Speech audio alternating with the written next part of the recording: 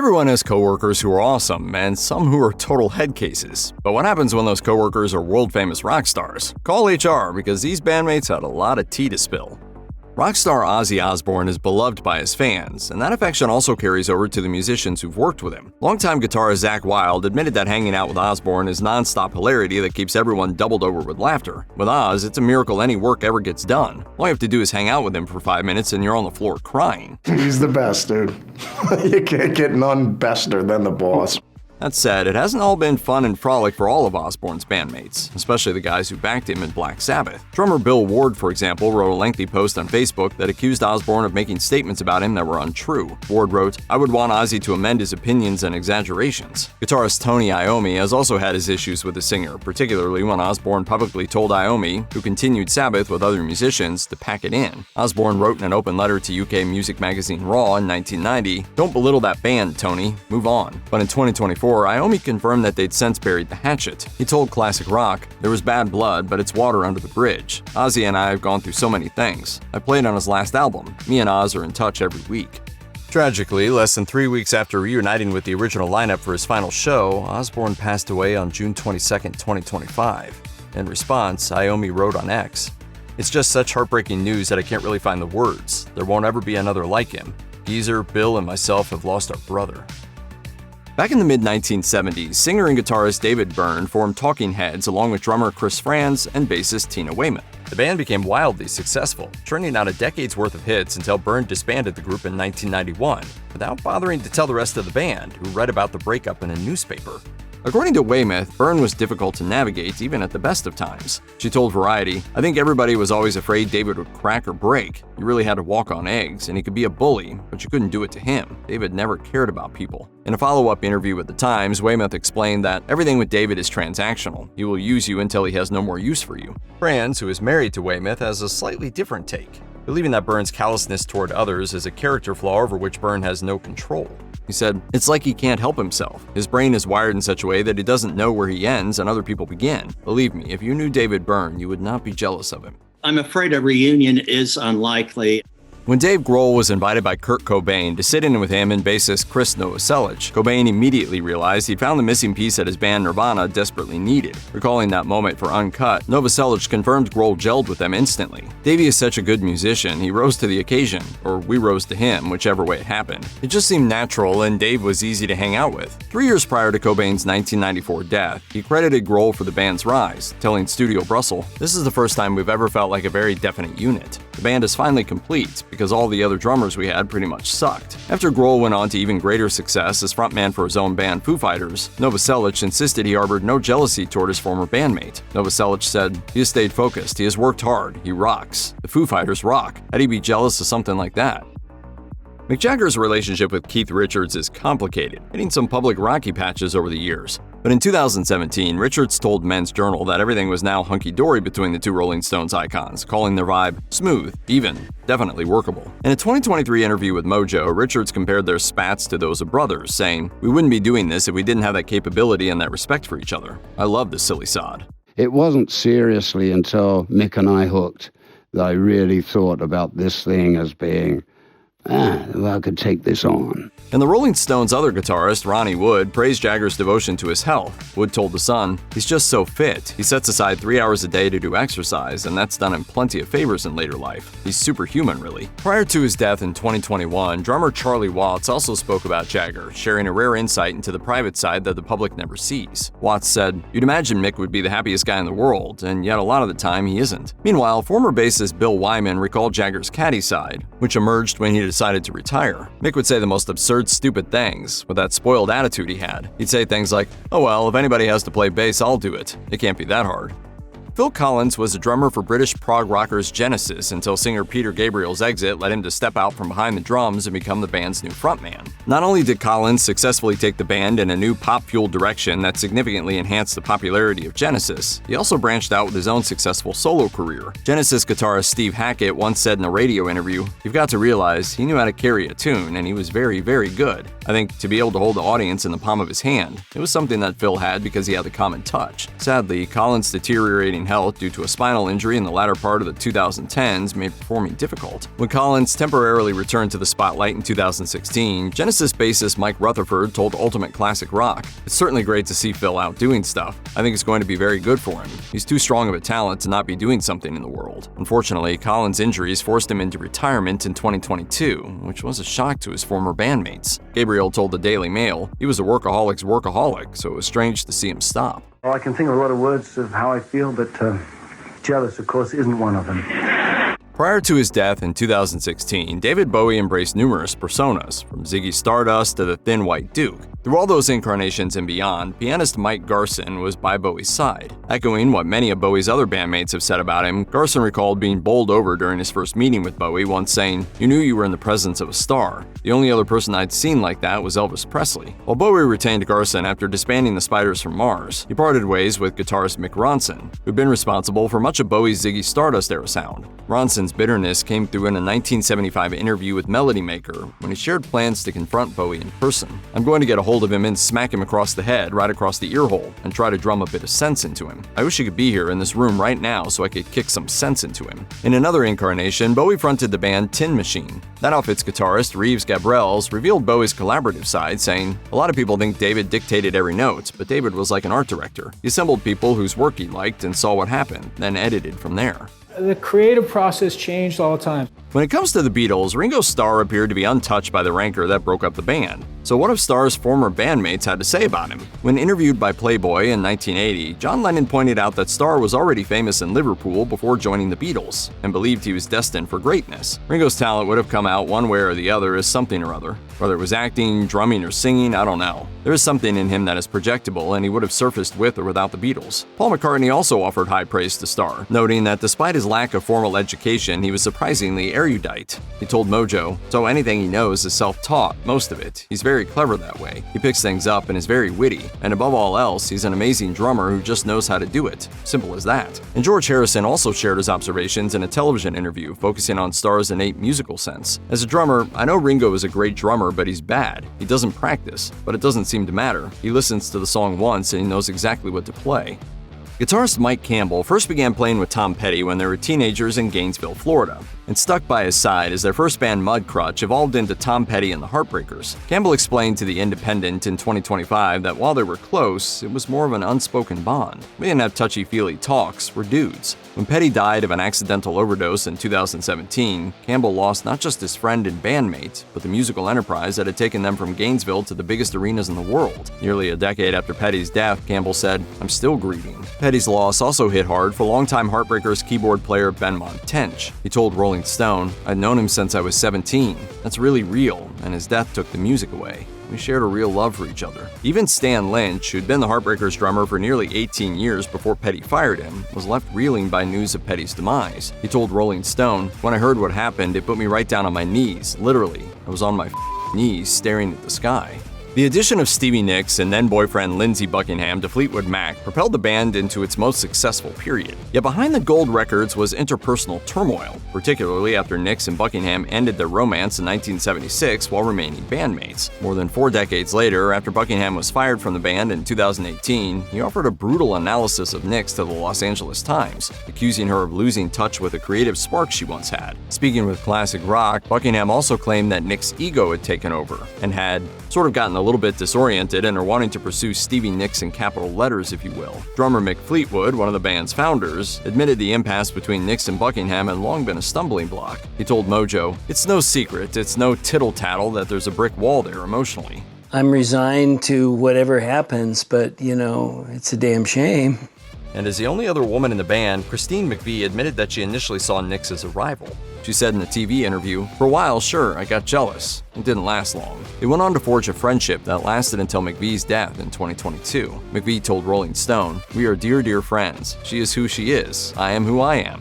Easy, easy, easy."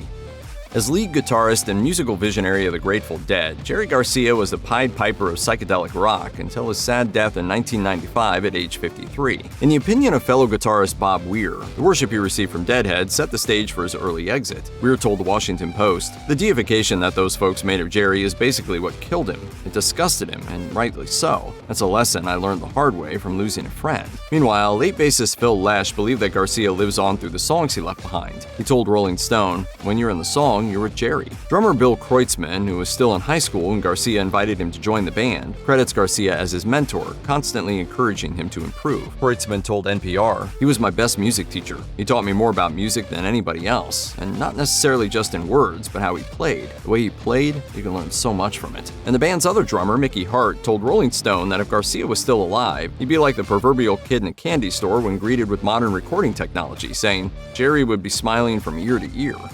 When the Yardbirds imploded, guitarist Jimmy Page put together a handpicked group of musicians that became Led Zeppelin. To front the group, he discovered an unknown singer named Robert Plant, forging a musical partnership that resulted in some of rock's most classic songs. Plant told Interview, "I'd already played with people who'd got the same amount of adrenaline and drive as I'd got, and it just so happened that Jimmy had got more than I'd got. He could channel it, he knew which way to let it go, and that was the best thing that ever happened to me musically. Perfect relationship." It was devastating because it seemed like that had been what I'd been waiting for.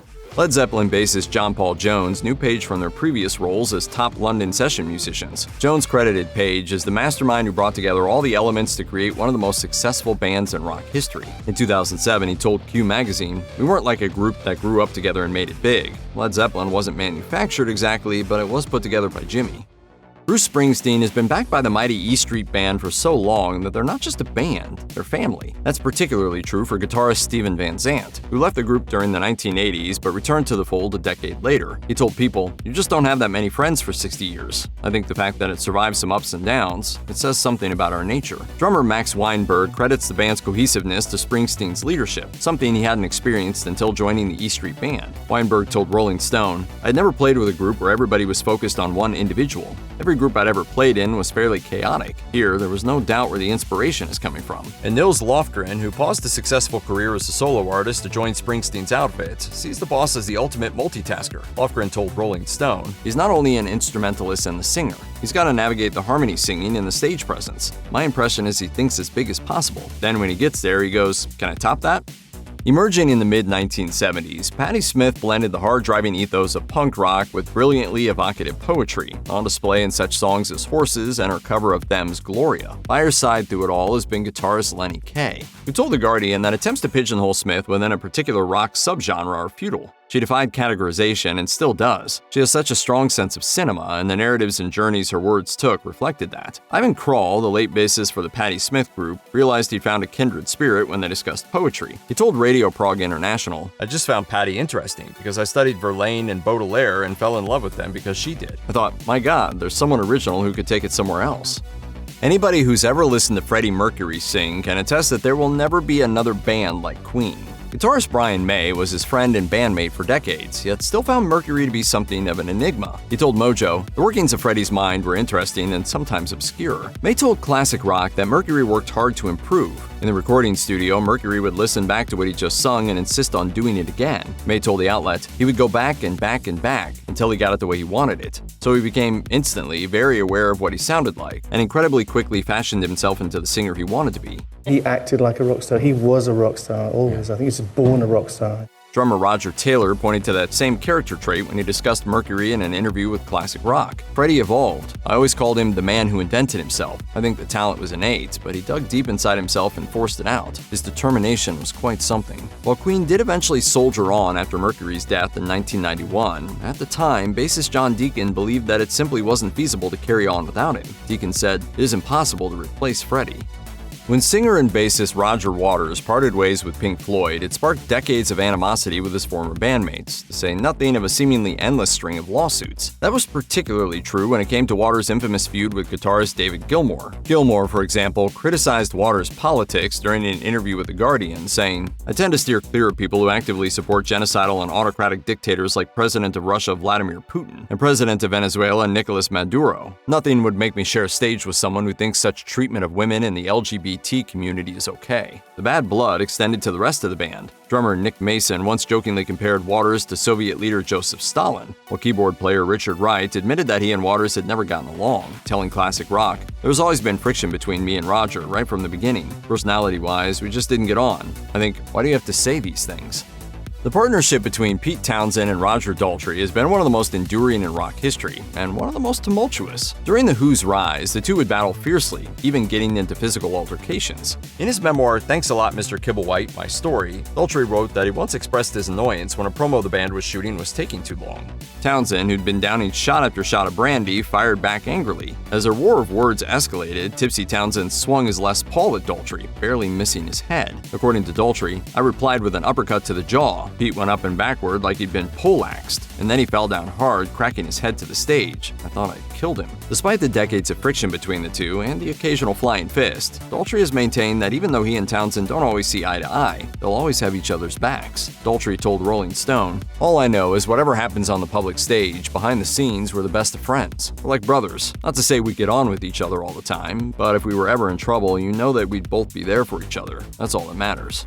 It's not hyperbole to state that Eddie Van Halen revolutionized the art of guitar playing, beginning with the debut Van Halen album in 1978 through to the guitarist's sad death in 2020. Offstage, however, Eddie was reportedly not always easy to get along with. Original Van Halen singer David Lee Roth made that clear in an epic rant he unleashed during a press conference after parting ways with the band, blasting Eddie for allegedly mischaracterizing his exit. According to Roth, he and Eddie came to a mutual agreement that their musical differences had grown to the point that it would be best for him to leave. 2 weeks later, I'm reading in Rolling Stone what an asshole I am and how poor little Eddie was forced to spend the last 12 years of his life living a lie. Things ended up in about the same place with Roth's replacement, Sammy Hagar, who likewise left the band under unpleasant circumstances. While Hagar is effusive about Eddie's talent, he also contended that Eddie was not a particularly nice person, especially during the band's 2004 tour. Hagar told Guitar.com, "He did horrible things to people. He treated people so badly. He was a complete raving maniac."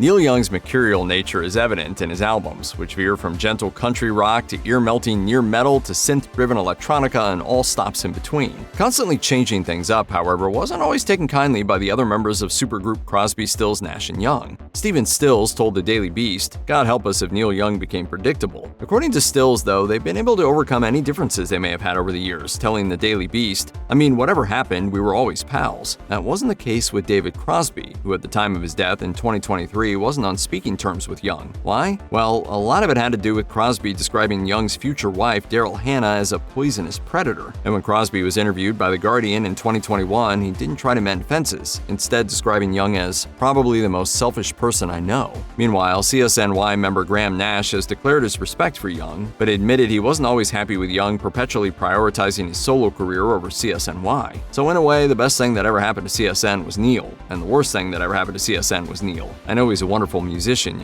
but he does things occasionally that really piss me off. There's no denying Steven Tyler is among the most flamboyant, mesmerizing frontmen in rock history. He has also clashed with the other members of Aerosmith, and there have been times when Tyler and Aerosmith guitarist Joe Perry couldn't stand each other. Perry addressed that during a 2023 interview with Boston's WCVB Channel 5, saying, "We've had our ups and downs, like everything. There's a balance. It was as bad as it could get, and it's also been as good as it can get." At that time, he pointed out, his relationship with Tyler was in a good place. As Perry further explained in an interview with Classic Rock, the relationship may be fractious, yet there's also a deep bond between them. "This is no bullshit, man. He's probably my best friend through all of it. We just know we're different people." And when Tyler unexpectedly veered into another lane by releasing a solo country album, guitarist Brad Whitford told Ultimate Classic Rock, "That's Steven. Nothing ever surprises me with him. He's very unpredictable like that sometimes." In the annals of rock history, Prince was a complete original, blazing new musical trails while also following a vision that was unique as it was brilliant. Bass player Josh Dunham told NBC News, "Prince pushes the envelope. He's different. Prince always wore heels, always. Even his flip-flops had heels." Guitarist Mike Scott praised Prince's abilities as a performer and as a musician in an interview with Guitar Player, saying that he sometimes even lost the band itself with his improvisation. Prince was a great guitarist and he was a showman. He knew how to bring a crowd to their knees. He said, "I never make mistakes. You all made a mistake by not following me, so we all got fined." Prince also had a highly competitive streak, something that percussionist Sheila E. experienced firsthand. Whether it was a game of basketball or some other form of competition, she told The Hollywood Reporter that Prince tended to pull out all the stops in order to emerge victorious. "Of course, I always tried to win, and when I did, it made him mad, and that was funny."